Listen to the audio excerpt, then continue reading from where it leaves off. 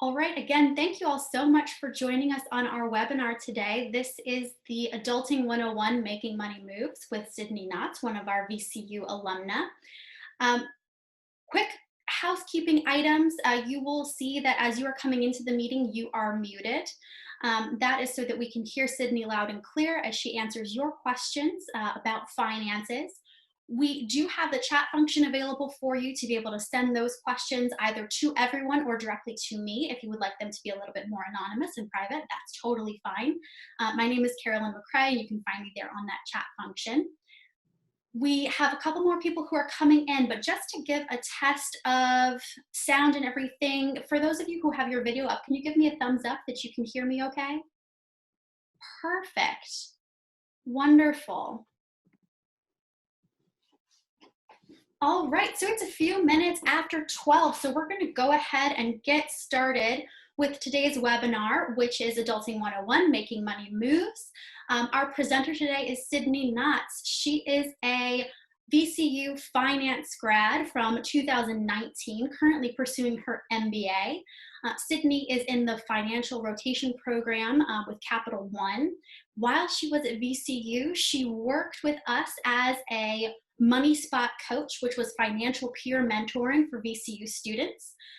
Sydney's fun fact today is that she's got a greyhound named Josie who is keeping her company during the quarantine. So we're so happy that Josie is there and might be making a guest appearance as we go through today's webinar. What we're going to be doing today is you all will be sending me questions. We've already gotten a few coming through. Questions for Sydney about what she's learned in her first year as a young professional, particularly with her background in finance and personal finance coaching. So we encourage everyone tuning in to submit questions via the chat function. Again, you can send that to everyone or directly to me. My name is Carolyn McCrae. I'm the director of our new Virginia Credit Union Financial Success Center at VCU, and I will be your moderator today. So without further ado, Sydney, welcome. Thanks for being here. Yeah, thank you. Thank you guys so much for having me. I'm excited to be chatting with some of my fellow Rams, so I appreciate it. Wonderful. And so Sydney, we've already got questions coming in. So we're going to go ahead and dive right in so we can get to the meat of today's webinar. So this has been your first year on your, job at Capital One. And one of the questions that we've gotten is, how do you, as a young adult, as a new professional, how do you make the most out of your brand new paycheck? So I think the most important thing is when you're first filling out all of those forms that they have you filling out when you've been hired, is looking at your withholdings and making sure that you're not either withholding too much or too little. So basically that's going to adjust the size of your tax return at the end of the year. So what you want is for that to be as small as it possibly can, because then you're getting the most out of every single paycheck rather than maybe one big lump sum or one big payment when tax season comes around. So that's one really good way to make a little bit more of those monthly paychecks that you're getting. You also just kind of want to look and see about what sort of benefits your company offers. If they're publicly traded, they might have some sort of stock plan. And you want to especially look at a 401k and what your employer match is on that. And you always want to try and max out that employer match. So it may be 3 or 4%. So that would mean that you would put in X amount and they would match that. So you want to make sure that you're maxing out your employer contribution, because that's essentially free money on the table that they're going to put into a retirement plan for you. Also, a lot of companies will have sort of different benefits that they'll offer employees. I know personally we have, it's called Perks at Work, and it is a website where you can go and get discounts on travel, discounts on electronics, pretty much anything. If you kind of go and check that website first, you might get a better deal than you would have otherwise. So definitely talking to HR, because sometimes it's so overwhelming when you're starting a new job. First of all, you're trying to learn how to do your job and then worrying about all of these other financial things as well. But check with your HR, make sure that you know exactly what your employer is offering you so that you can make the most of that. Fantastic. And those discounts and perks, particularly right now, can really come in handy. So that's a great tip. Thank you. We're getting quite a lot of questions, and we're going to try to make sure that we include everybody's questions. So thank you so much, and definitely keep them coming. Sydney, in general, and then also thinking about right now, one thing that we talk about a lot is a monthly cash flow plan. I know that you've recommended this as being a money spot coach when you were a VCU undergraduate student. So talk to us a little bit about how you're creating and sticking with your monthly cash flow plan and how you would recommend other people maybe do that as well. So I personally use a Google spreadsheet. I'm real big on spreadsheets, makes it easier. Formulas can just calculate basically everything, but some people do prefer to do it maybe through a different app or even on paper, sometimes tracking exactly what they're spending. But so with those cash flow plans, you're going to want to kind of see what money is coming in every month and what money is going out. I know sometimes with hourly workers, it's harder to tell exactly how much that money coming in is going to be. So what I like to do is kind of estimate about how many hours I think I was going to be working. And you can actually just Google like a paycheck calculator. So that would take out, just regular taxes and whatnot. So you have a better idea of exactly what it's going to be, because just taking your hourly rate and multiplying it by hours is not going to be exactly correct. So if you're trying to get a more accurate number, that's one way to see exactly what's going to be coming in every month. But then next, you're going to want to kind of try to track your expenses. So this, what your fixed expenses are, right? Your rent is more or less going to be the same every month. If you have a car payment, that's usually going to be the same. But then you want to look at your variable expenses and track those over a couple of months and see, okay, this is about what I'm spending on groceries or eating out or anything like that.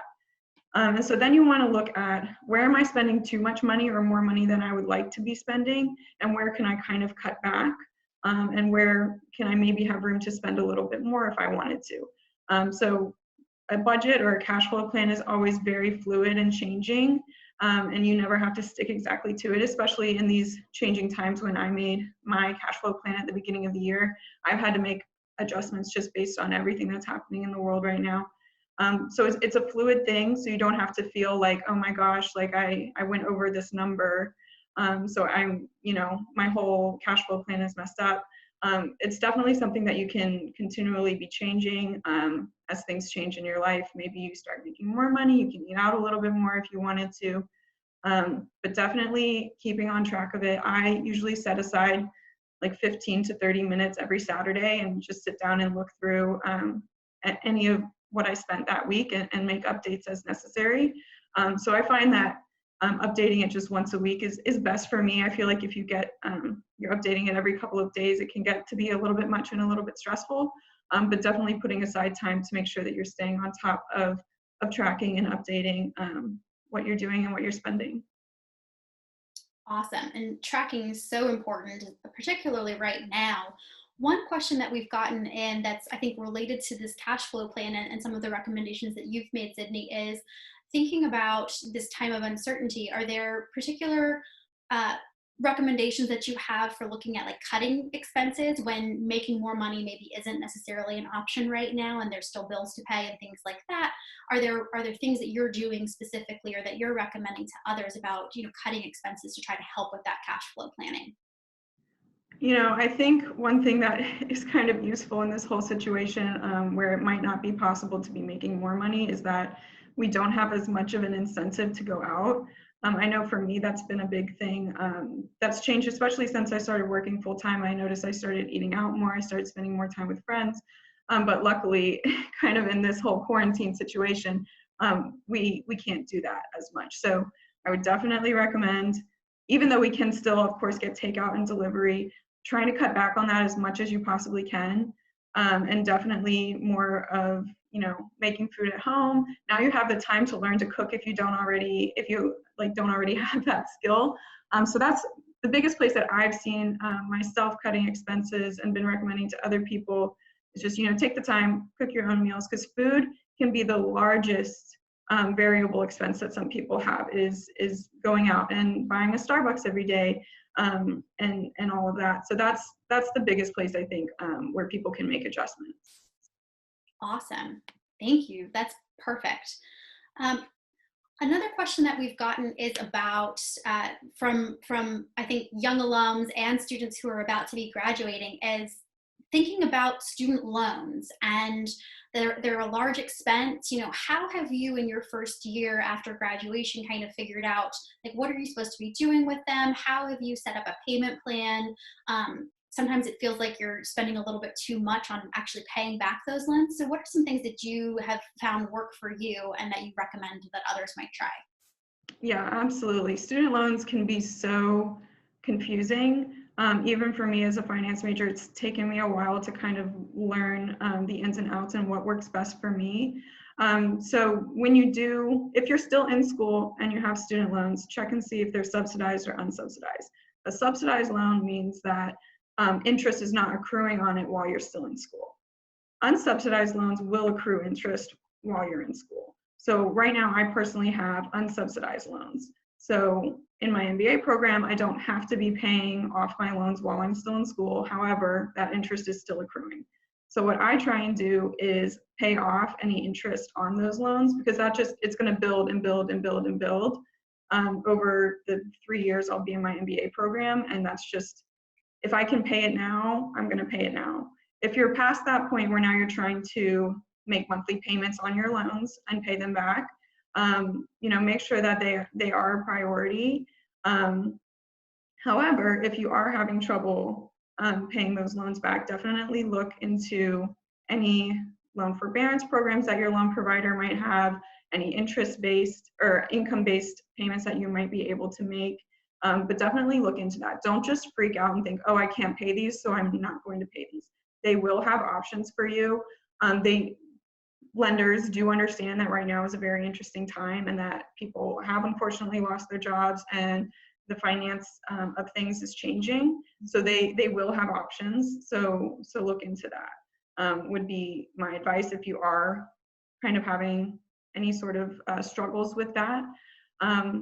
But so if you can afford loan payments right now, you want to be paying off those loans while also build emergency savings if you can, so that if something does change, you have those savings to be able to pay off that debt. Yeah, and we're hearing about, you know, the federal loans going into this 6 month, you know, no payments, zero interest. And we're also hearing that the private loans, as you mentioned, you know, going to your servicer and talking to them and asking about different options. We are seeing that, you know, lawmakers are urging private loan servicers to be understanding and forgiving in this particular time. So I think that that's a great point to just go and have the conversation with whoever is providing those loans to you, to see what your options might be for this particular time of uncertainty and time of slow economic growth. Yeah, absolutely. We have gotten a lot of questions about credit and credit cards. So I think the first one, really looking at, you know, what is that? Why would a young professional need credit?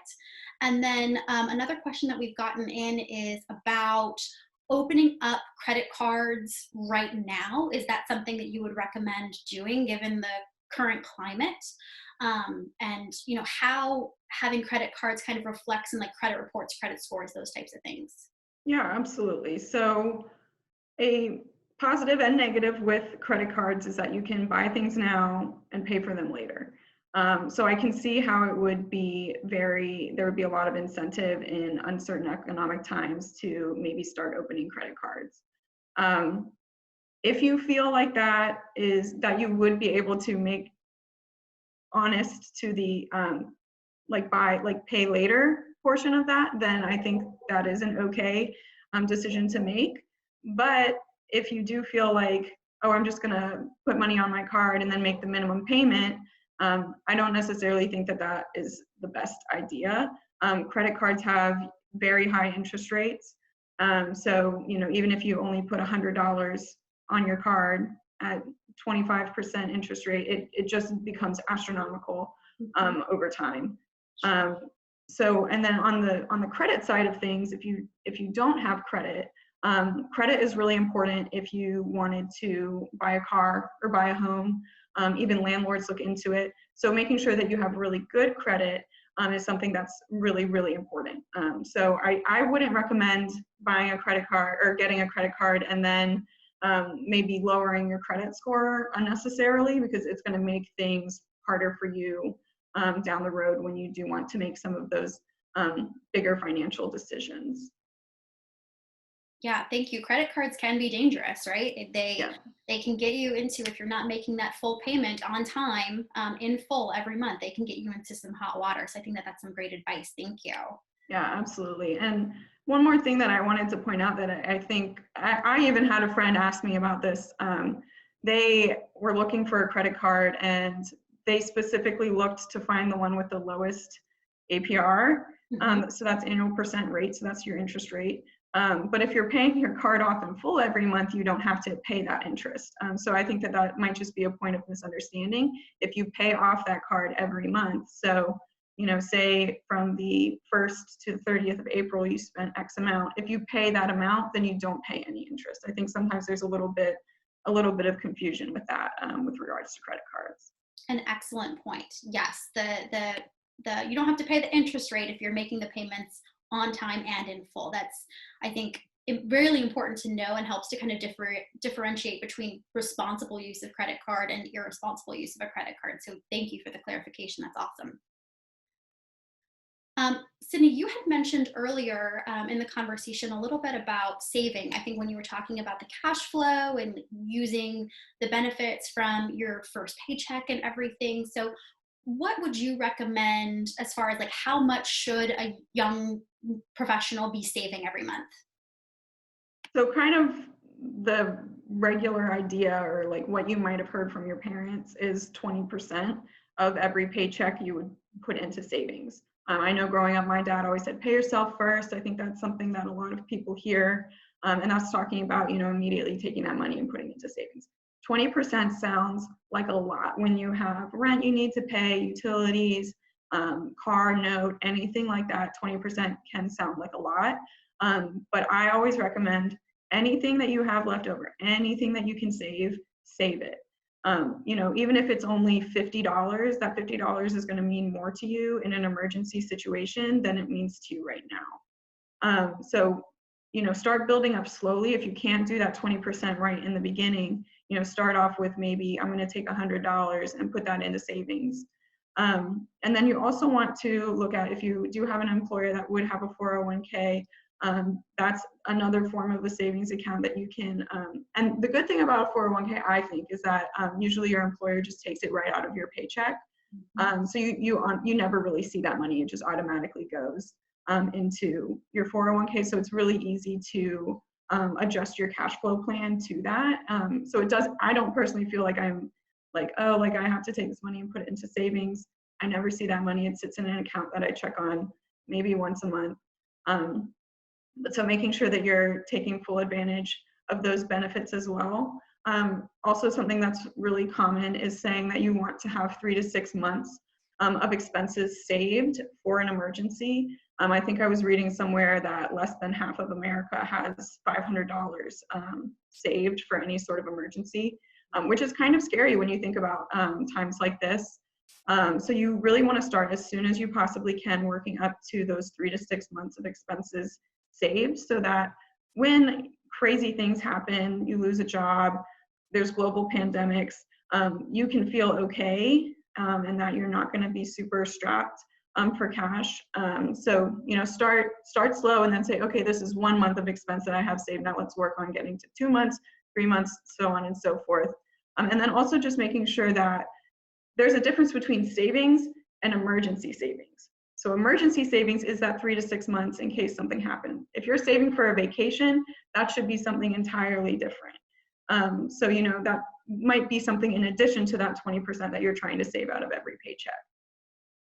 So you're saying that I shouldn't use my emergency savings for a last minute trip to Aruba, even if the flight deals right now are like $100 round trip?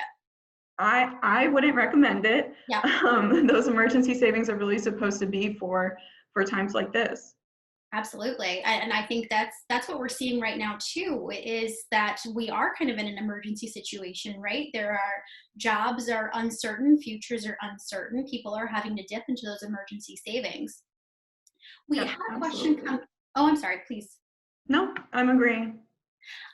We had a question come in related to that about tactics to grow your savings. Are there some strategies that you prefer or that you would even recommend in times like these? Do you look to a traditional savings account, a certificate of deposit, investing? What would you recommend for in general and then maybe even right now specifically?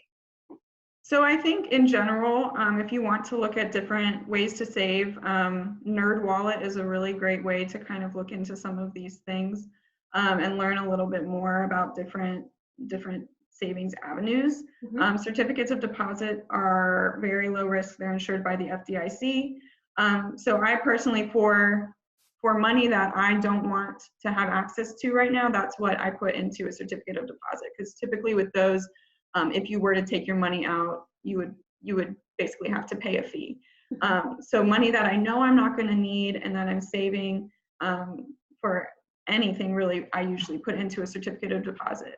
Also looking at credit unions, they typically have higher rates on CDs. So if you are a member of those and you are looking at saving, check your credit unions first. In terms of other savings avenues, you might want to look into what is the rate on a savings account at your current bank. So different banks will have different rates. Typically, in my experience, smaller banks have been able to offer better rates. I don't know if that's across the board, but definitely look into what you can get. And sometimes banks will offer different kinds of savings accounts. So if you're able to put maybe more money into a savings account, maybe upwards of $10,000, you might get more than if you have less than $10,000, but you might have to have a different kind of account. So look into what accounts your current bank offers and what the savings rates are on those if you really want to try and maximize. Also, if you have multiple banks, I am a person who I have several banks just because I've changed many times over the years. You might want to look at consolidating to whichever bank has the highest savings rate. So instead of having a couple dollars here, a couple dollars there, putting it all in one bank may be more worth your while if you're looking at it that way. Yeah, wonderful. And for those of you who are on our webinar today, Letitia Taylor, who is our hero over in VCU's Office of Alumni Relations, she is making sure to share resources that Sydney is mentioning in that group chat. So she's got the link to the website that Sydney mentioned, which is nerdwallet.com, which is a free place to kind of compare credit card, savings accounts, those types of things. It's one of the Money Spot's favorites to use for sure. And make sure to keep those questions coming in. We do have quite a few of them, but if there's something specific that you'd like to ask Sydney about, that's why we're here. Sydney, this kind of goes back to what you were talking about with, making the most out of that paycheck and working with your company or your employer to kind of help with, planning for your future. But so as a young professional, what would you recommend as far as building a 401k? High risk, low risk? What should individuals be looking at when they're starting that 401k kind of early on in their career? So typically, I don't want to look at stocks every day. It stresses me out. I don't feel like I have the time for it. So I would prefer to have someone else managing this for me. That's my personal opinion. That doesn't have to be what you all choose to do. But so I just put all of mine in, I think it's basically called the 2060 fund, which basically means that it would vest in 2060, which would be about the time that I would be retiring. Mhm. And so basically what these people who hold 401ks and do all the trading and all of that, when you're younger, they push it more heavily towards stock because they typically have higher returns. They are riskier, but you have a longer period of time before you're expecting to need that money for retirement. As you grow older, it will become more focused towards bonds, mutual funds, lower risk investments. So personally, I just put it in the fund that is supposed to vest about the time that I would retire, and that's kind of the makeup of that fund. If you do feel like you want less risk, there are funds that are less risky and again would be pushed more heavily towards bonds and investments of lower risk. So that's kind of the makeup of a 401k and what they look like. It's entirely up to you, what what we call a risk appetite is. But again, when you have so much time, stocks are usually a better bet in terms of a higher return. Yeah, absolutely. And we're recommending too, as we've been hosting webinars around financial wellness, particularly in this time, when you're thinking about retirement, staring at your retirement account every single day right now is probably going to be disheartening. But if you're not retiring in the next 5 years, which I think most of our audience is kind of early on in their career, that it's going to be okay, right? That there's time for the retirement account that you do have to rebound. And we're getting some questions too about the structure of retirement accounts and, how to use the funds so that the most of your money is working for you. So, Sydney, do you pay attention to like the fees or percentages that whoever you're investing with charges as you're kind of building your portfolio? So personally, I only have a 401k through my employer, and they only use one provider. So I don't have a lot of say in what the fees are. I honestly, it's one of those things where like I look at it, but I don't spend at this point in time a lot of my time being concerned about my 401k. So Sure. There's nothing that I really do right now to try and minimize those fees. I don't know what they are. I don't think they're very high. But again, that's going to depend on your employer. And if you have a 401k, like just through yourself, that is definitely something that you should look into, the fees and what you're really getting out of the company that you're getting your 401k through. Yeah, absolutely. I think if you've got control over it to make sure that you're looking at, what kind of percentages they're charging makes a lot of sense. And it can be something too, if you're thinking about, you've got competing job offers, looking at what their benefits packages are, what they charge for that, what you're able to put into those, and who they're banking with and investing with makes a lot of sense. I think that's a great point. Yeah, absolutely. We've got a bunch more questions, so keep them coming. Thinking about well, this kind of ties into a little bit of what we've been talking about. So, Sydney, when would you say a young professional should start saving for retirement? As soon as you can. I know that kind of sounds like a cliche answer, but as soon as you have the funds and you can start saving for your retirement, it's so important, because that money is just going to grow over time. So like $25 today is going to be worth so much in 40 years when you retire than like $25 you saved 5 years before you wanted to retire. So it's really going to grow your money. The earlier you start, the better. So as soon as you feel like, okay, I've saved my 3 to 6 months emergency expenses and I feel like I can always continue to add to emergency expenses if you can. But if you feel like, okay, I think I can start on retirement, start on retirement as soon as you possibly can. Great. I know it's not something at college age. You're not at 20 years old. You're not thinking, about retirement, but definitely start thinking about it. Yeah, absolutely. We want that exponential growth. That's for sure. Kind of jumping back to, we had talked about emergency savings, we had talked about like cash flow planning and monthly tracking. Are there any resources that you like specifically when you're thinking about planning out a budget or planning through cash flow? I know you mentioned you use a Google spreadsheet, but are there any other resources that you would recommend to our listeners today? If you are very phone savvy, I don't like having anything on my phone. I don't even have my calendar on my phone. But if that's something that you use very often, definitely look into an app. I think there's one called Mint that is supposed to be really good. But if you feel like you're more likely to input or track what you're spending, if you use a phone app rather than a spreadsheet, use a phone app. Cash flow plans are all about what is going to work best for you, because if a spreadsheet's not going to work for you, you're not going to use it, you're not going to move forward on your kind of financial journey. So definitely use what you think is best. I've tried phone apps and they didn't work for me, but I know some people who absolutely love them. So whatever works best for you. Yeah, absolutely. I think whatever you're going to stick to, right? Yeah. So we've gotten some questions about what to do with investing versus paying student loans. So would you say right now, is it a good time to be investing in retirement? If someone has some extra money, should they be working to pay down student loans or increase retirement savings? What would you recommend? So I personally would recommend going towards the student loans rather than investing, because you want to look at increasing your net worth. And so one way of doing that is paying off debt. And the longer you have your debt accruing interest, the more you're going to be paying just in interest.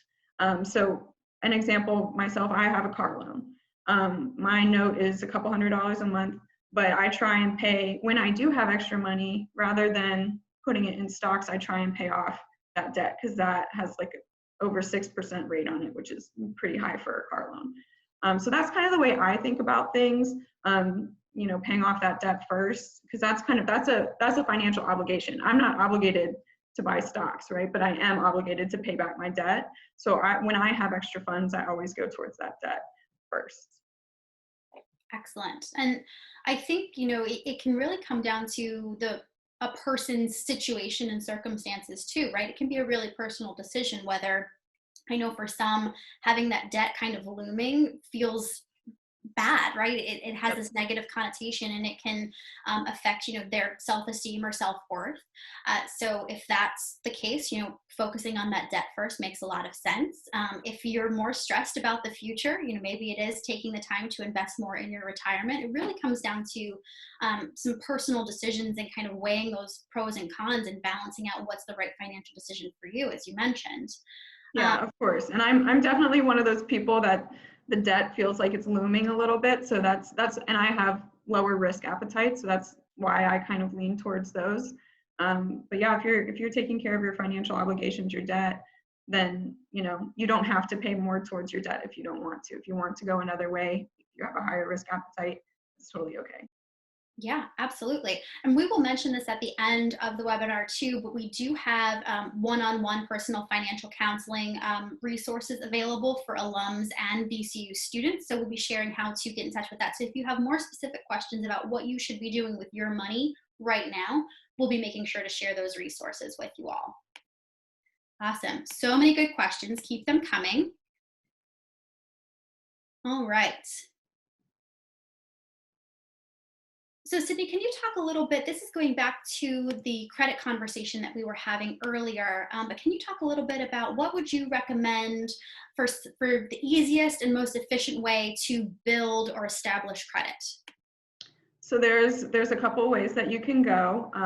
Personally, the way I built my credit was I opened a student credit card account while I was still in college, and it actually was what we call a secured account. So it had a very low credit limit, like $500, and I actually had to put $500 in a savings account that I couldn't spend. I couldn't take out even if I wanted to, and so that was used as collateral, is what we call it, in case I didn't make payments on my card. Mm-hmm. So that's probably the easiest way to start. You usually do need a cosigner with those kinds of credit cards. But so that's like the safest way to kind of start building your credit, is through one of those secured credit card accounts. You can also get student cards that are not secured, but again, they're going to have a very low credit limit on them and probably higher rates than you would see otherwise. But you have to start somewhere. So when you are starting with a credit card, again, you're always going to want to pay that payment in full every month, and try your best to not let it accrue any interest, because that is where things can kind of start to spiral and get a little bit out of control. But that's kind of where I started. But something that you also want to keep in mind is if you want to open up more credit cards. So I started with one card at a bank, and then when I started working for Capital One, I just personally made the choice that I wanted to open a card with them. But even though I opened this new card with them and I very rarely use my old credit card, you don't want to close out that old credit card account. So there's something that we have is called a debt utilization ratio. And so the numerator is how much debt you currently have outstanding. So that would be like credit card payments, student loans, car notes, anything like that.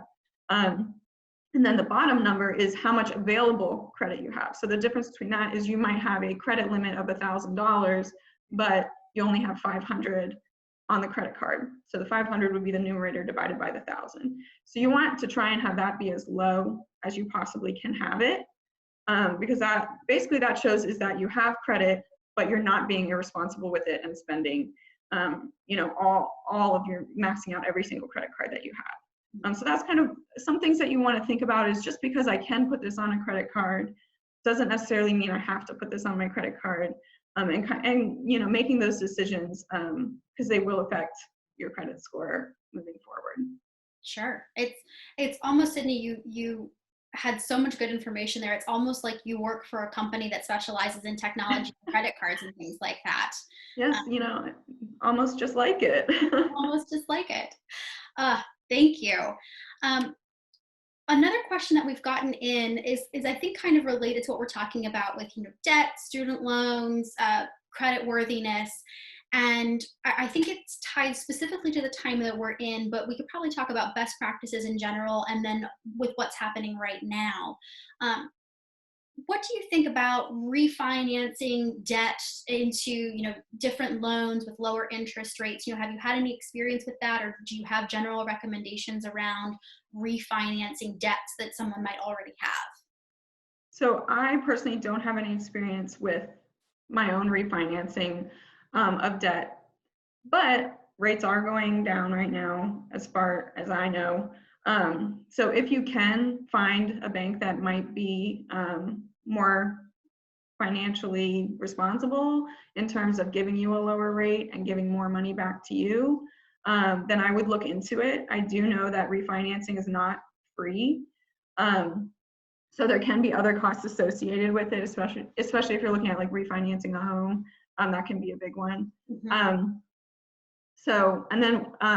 You just want to look into that and make sure that you're aware of all the costs that are going to be involved with refinancing. And I know no one ever wants to read the terms and conditions of anything, but when you're talking about money, it is so important to be reading like those crazy with the tiny print that they send you from the bank. Like make sure you're reading those and make sure that you fully understand. And if you don't understand, ask somebody. That's my biggest advice, going into making any sort of financial decision, because it's hard. There are things that I still don't know, and sometimes it takes experience to know them, but just making sure that you're educating yourself and taking that responsibility. Sure. And I think it also helps kind of knowing what type of loans you're looking at refinancing to, as we're seeing with right now. If you refinanced federal student loans with a private servicer, the 0% interest and the $0 payments for 6 months don't automatically apply to you, right? So now might not be a great time to think about refinancing federally held student loans, but might be a really good time to refinance privately held student loans to try to get a lower interest rate if the fees that are associated with that refinance are low enough for you to be able to afford or can be worked into the loan or something along those lines.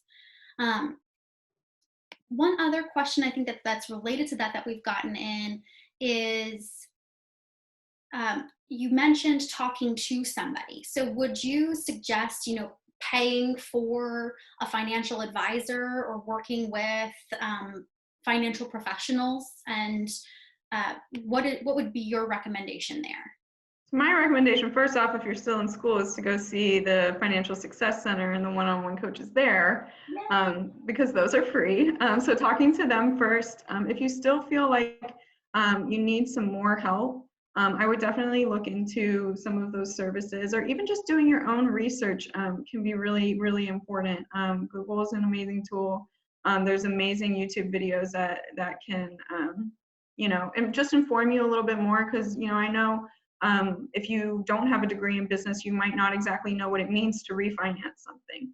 So just, familiarizing yourself with the vernacular, utilizing the resources that VCU is already providing you if you are a student still. And then I would kind of look towards even the Nerd Wallet and the sites like that can help you. and then look towards, financial advisors can be helpful. They're there for a reason. I don't like to pay for things I don't have to pay for, so I'm always like, let me try and find as much information on my own before looking towards actually paying for someone to provide that service. Yes, absolutely. I couldn't agree with you more. And we do have VCU, I think, has got a wonderful community where we've built some of these free resources for our students and for our alumni. And we use a lot of free resources and websites that we definitely try to link back to and share with our community as well. So I think that's a really important point.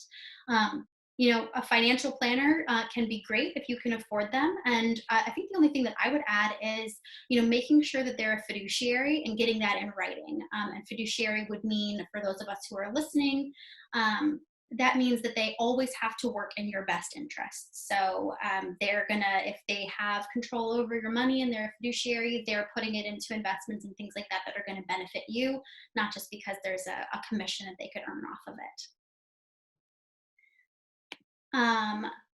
Great. That actually ties into some of the questions that we just got in. So we're ahead of the game. We're answering questions before they even come in, Sydney. All right. Thinking this might be more of a future question, because we are in a time of economic uncertainty. We're in a time of, job insecurity. We're in a time of paycheck insecurity. But as a young professional, what would you recommend for folks who are managing things like bonuses or a tax payout? They got a tax return and they got some money coming back to them. What would you recommend that they do there? So the way I like to look at it is, so I got my tax return kind of before all this started happening. So I was like, okay, how much do I want to use to pay off debt? Because again, like I said, I'm one of those people who doesn't like to have that kind of looming.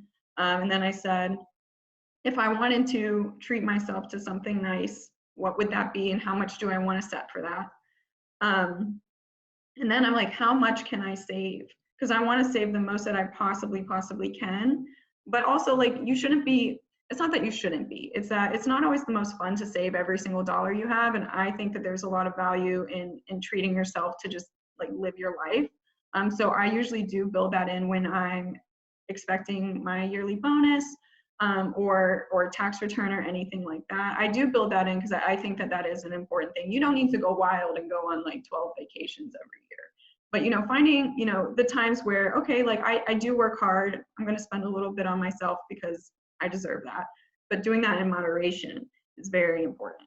So kind of looking at how much do I want to use to pay off my debt, how much to treat myself to a little something, and then can the rest go to savings? And what can I do with that savings? And also just thinking about, where do I want to put that savings? Maybe I want to put it into CDs. Maybe I want some of it to go into just a regular savings account. Maybe I want to invest some of it. All of those are things to kind of think about when you are looking at a bonus or a tax refund or anything like that.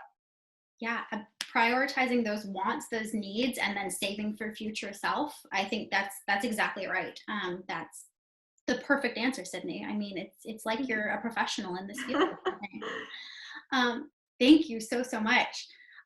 One additional question that we have related to that is a little bit more specific, I think, to what's happening right now with the stimulus that's coming through. And we've gotten reports that, they've started to make those stimulus payments. So have you seen recommendations or sources that you would recommend that our listeners check out today that about like what should you be doing with those stimulus funds? What would you recommend? What have your resources said that they would recommend? So if you are in a position where that stimulus is something that you need to use to pay your bills, I think that's what everyone's automatic response is going to be, is to go and pay those bills.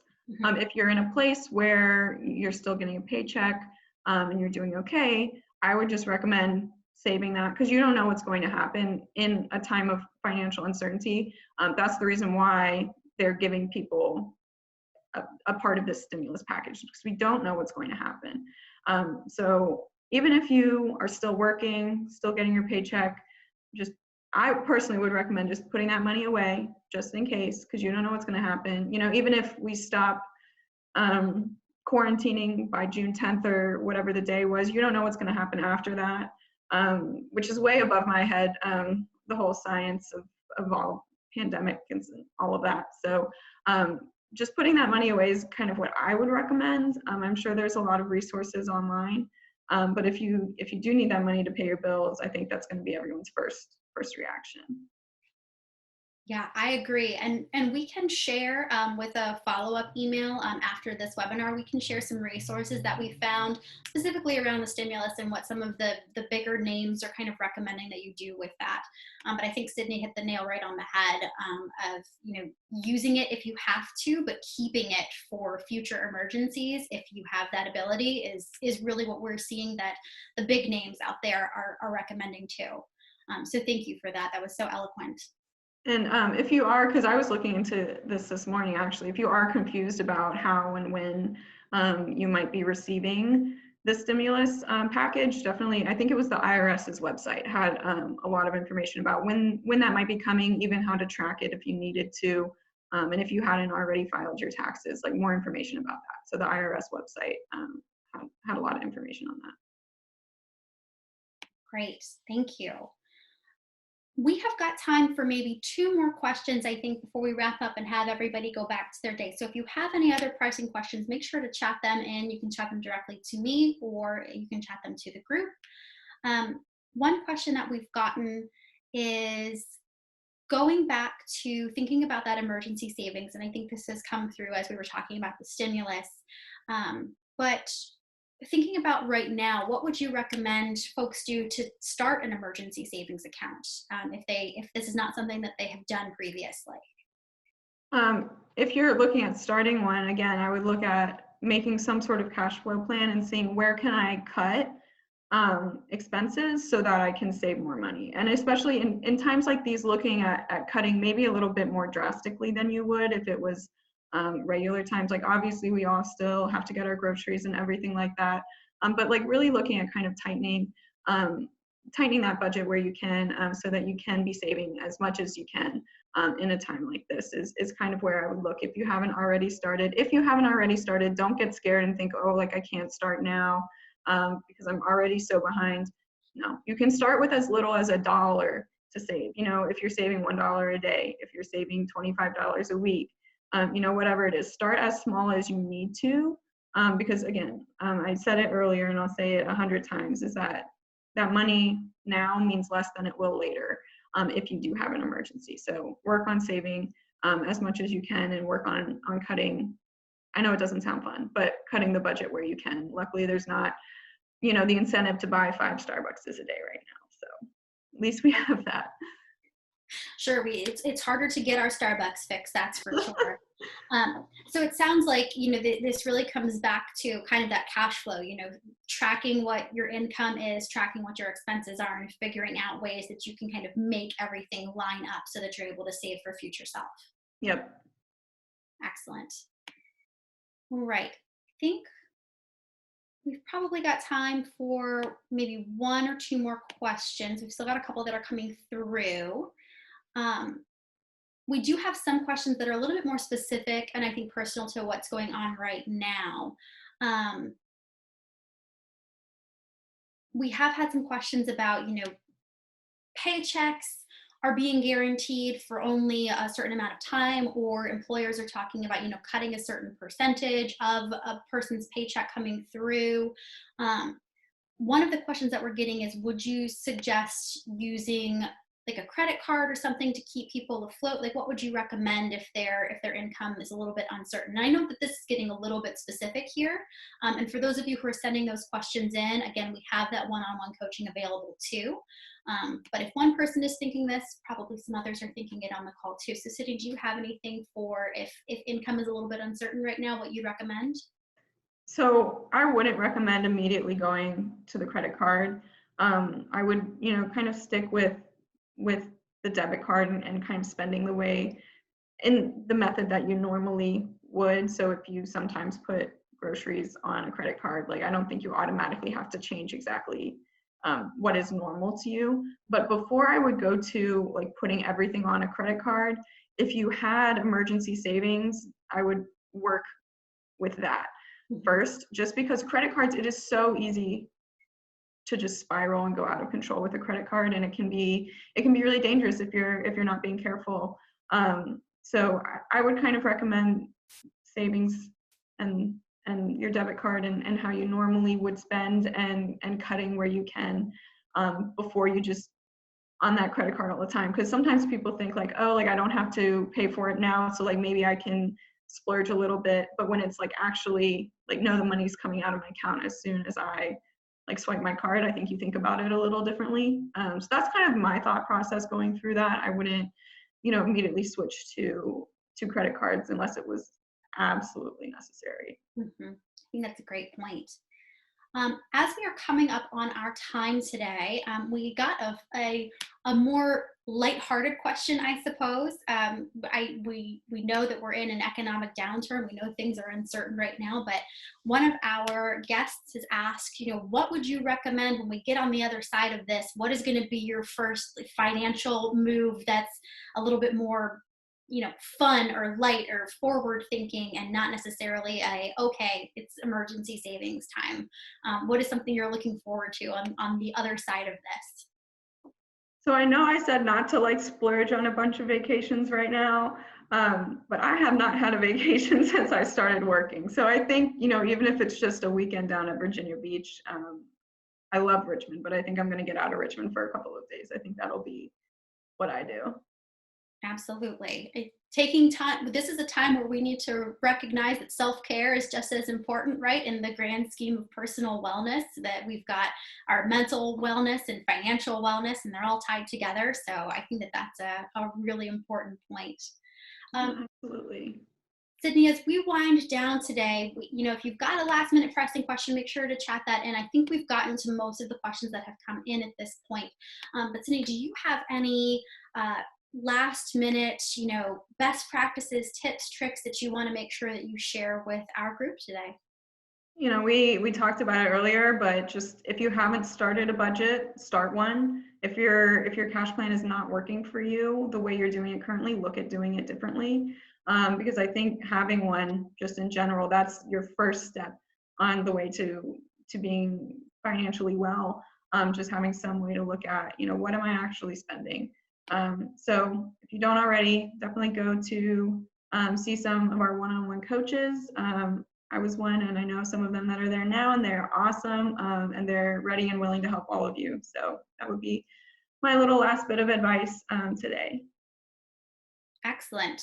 We had one more question come in, actually, and I think this is a good one. So while we've got you for a few more minutes, they're asking about, do you know if it's true if you can negotiate a payoff amount with a credit card company if you can't afford to pay the whole balance? So I think this kind of comes down to that like debt consolidation, or working with the credit card company or outside agencies to figure out a credit card payoff plan. So I don't have any personal experience with it. So take what I say with a grain of salt. I think it is somewhat possible. Credit card companies want to work with you.